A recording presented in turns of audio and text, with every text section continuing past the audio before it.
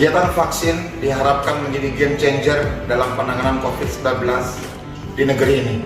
Untuk itu, Polrestabes Palembang, Polda Sumatera Selatan siap mensukseskan program respon vaksinasi Polri, yakni dengan membawa 5 orang lansia setiap hari dari setiap polsek untuk dilaksanakan vaksinasi ke puskesmas atau FKTP terdekat. Semoga upaya ini dapat mempercepat pelaksanaan vaksin dan Indonesia kembali berjaya. Salam presisi.